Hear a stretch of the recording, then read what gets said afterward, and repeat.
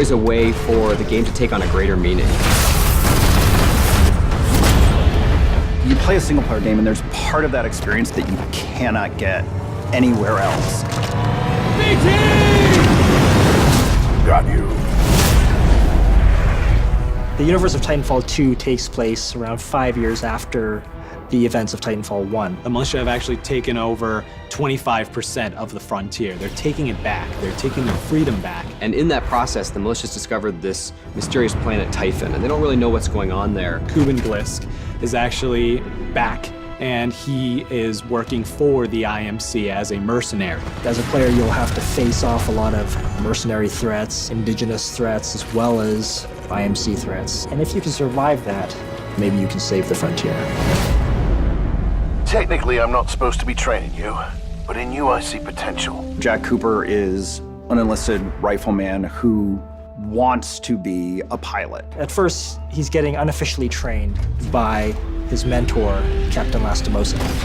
And when Captain Lastimosa meets an untimely fate, he essentially says, take the Titan, finish the mission. That's a rifleman, the lowest of the militia, being handed the most advanced Titan in the frontier. At first, BT was written in a way that felt very bossy. He wasn't always as much of a personality as he is now. He sees things very literally, you know, almost like a very grown-up toddler. That's insane. I'm incapable of insanity, pilot. BT is very carefully built to express. We didn't want it to be eyebrows, you know, like really obvious surprise and anger, but we wanted something, and just having a little bit of blinking in there. His eye just sort of tracks with you, and he kind of looks at you, and he emotes quite interestingly. Focusing a little warmth in his cold roboticness. This Titan weapon is an advanced design. I think somebody's in love.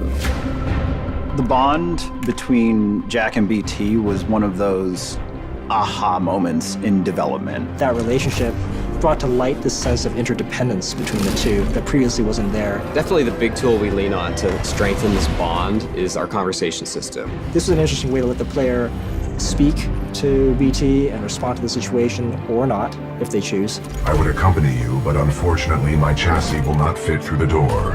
Oh, lucky you. I detect sarcasm.